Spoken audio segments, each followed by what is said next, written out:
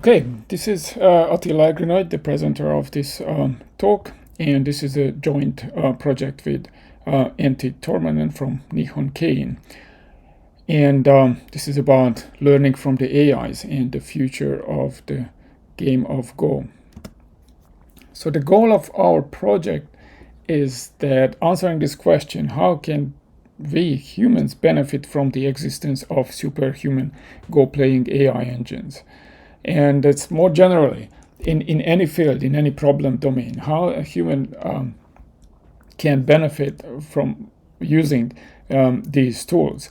And this is, of course, in contrast with the usual approach in AI. It's like, well, we want to do better and better AIs. Or it's like not in contrast, but maybe a complement that. So the original goal was that to study the Go community first, because it's the Go community is very special because there was a very sudden transition, even compared to the chess community with like no AIs and superhuman AIs, and how people can cope with this situation. That might shed some light on how we can deal with other problems in society where superhuman AIs appear.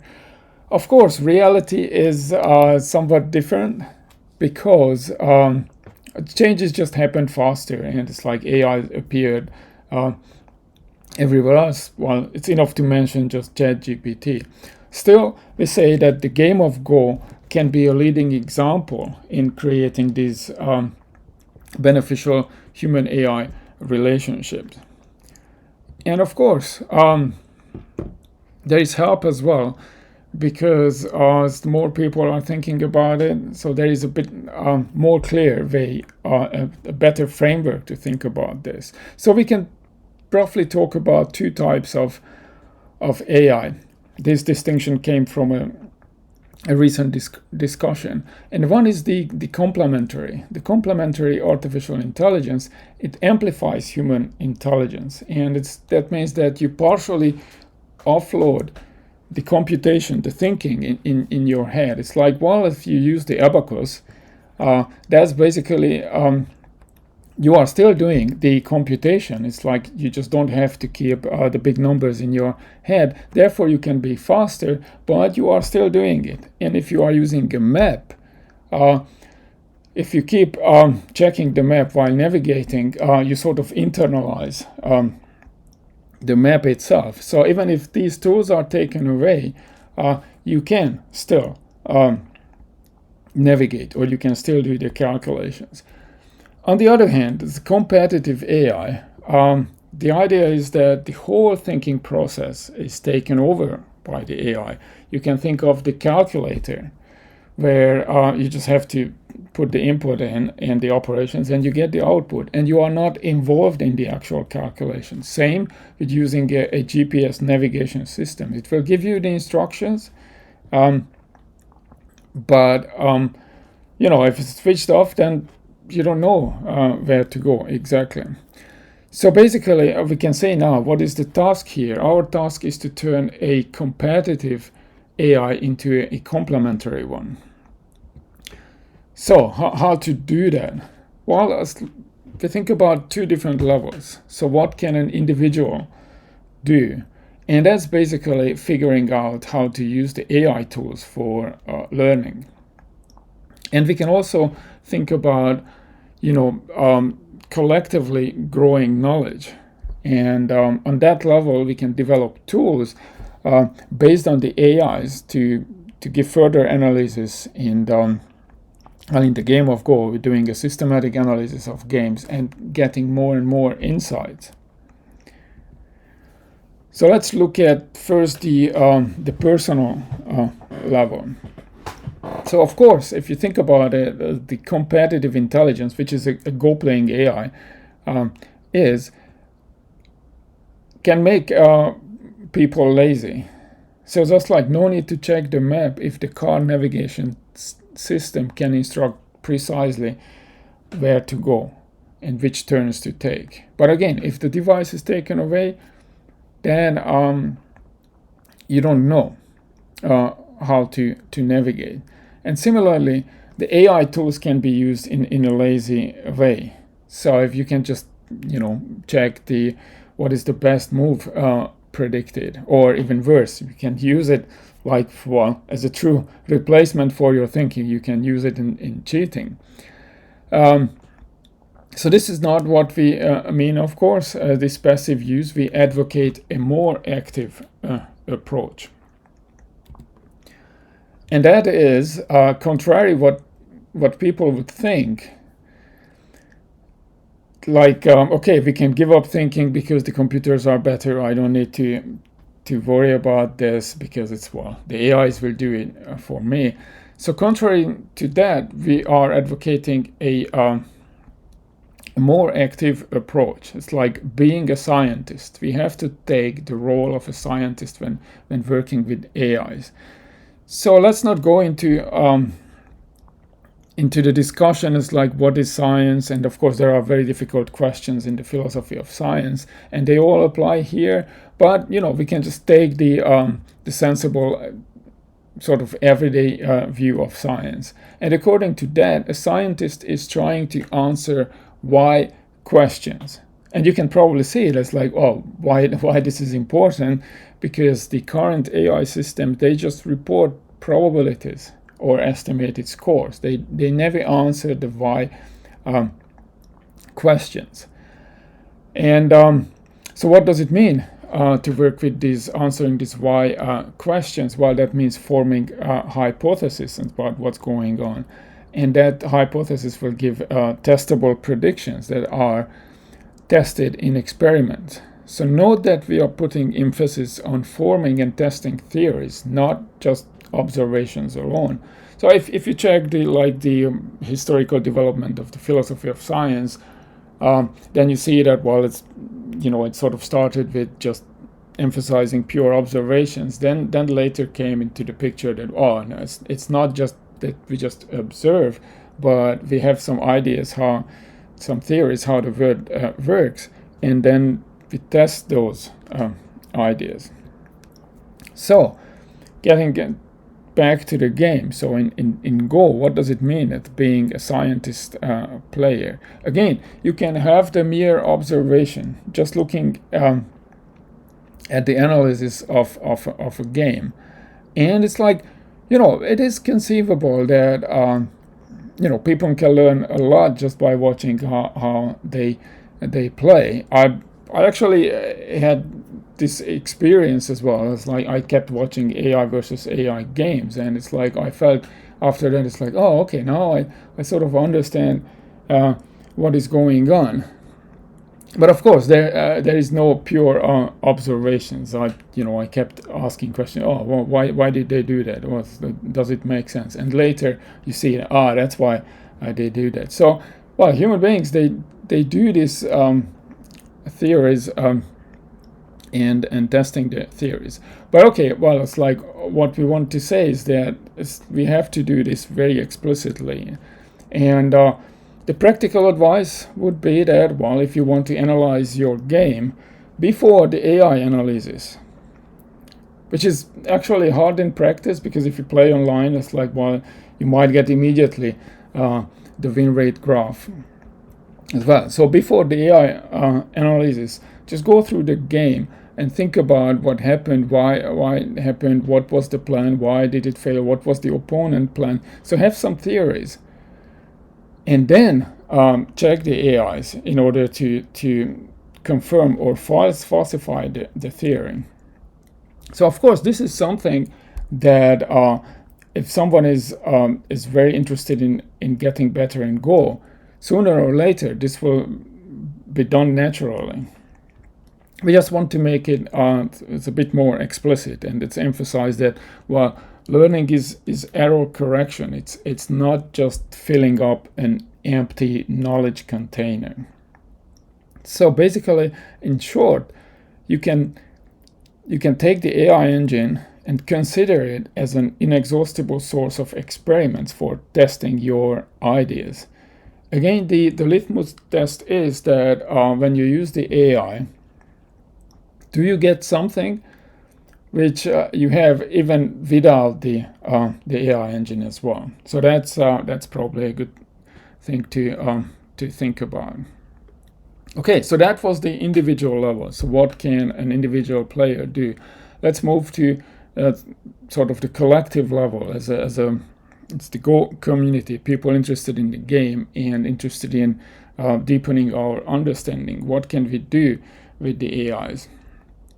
And that's one thing we did. We developed this measure, the cost of parsing, and it came from the idea that if you want to analyze the game, sort of the value of a move, how much it accomplishes in terms of the points gained or point loss, that needs to be considered in the context in the game. And how do you define the context? How big is the tension on the board at that moment? And that's it turned out that the cost of passing, simply just doing a hypothetical pass, it's like ask the AI engine to evaluate the board position and make a hypothetical pass and evaluate that position again and see the difference. That defines the cost of passing. And this turned out to be a very useful measure. And here is just one game as how the cost of passing looks like. And you see there is this tendency going down. While it's like, it does make sense. It's closer to the end of the game. When there is sort of the game crystallizes, there are less things to do, and eventually the cost of passing will be zero when the player actually do the pass. But you see there are some jumps as well, some elevated parts, and these are when there is a threat, when the cost of passing is high. It's sort of a forced move.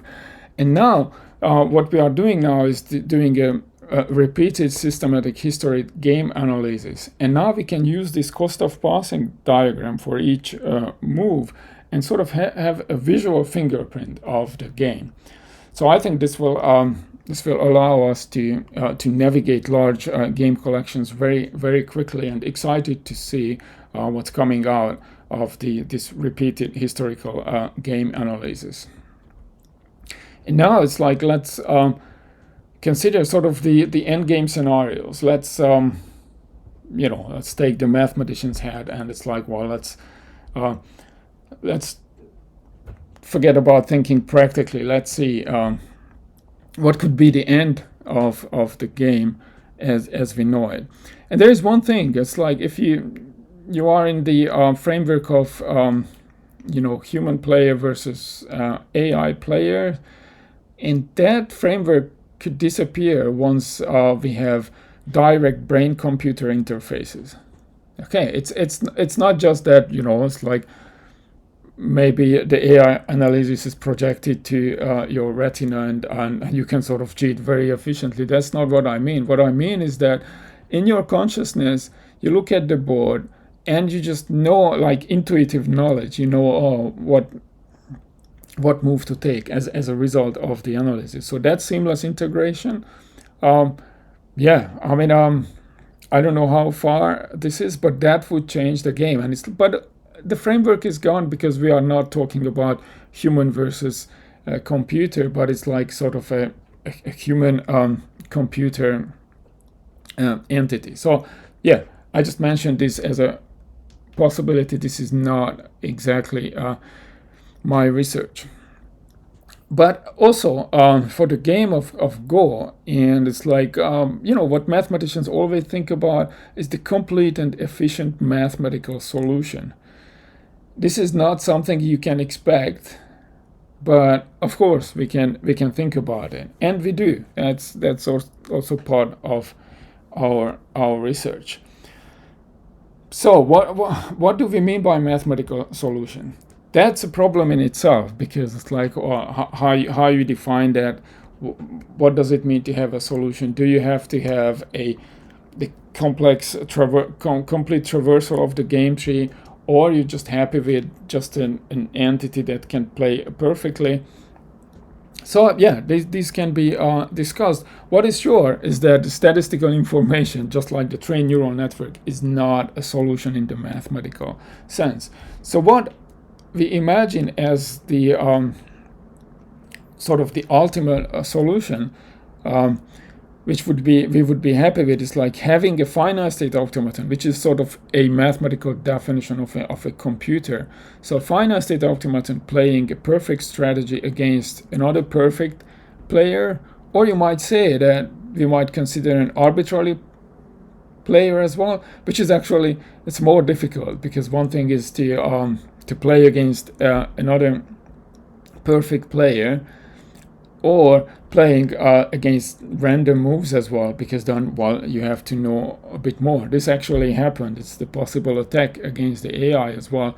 AI is trained on self-play, so it's only seeing good moves, and it's like it can be tricked with moves that is never seen before. So you might know that the current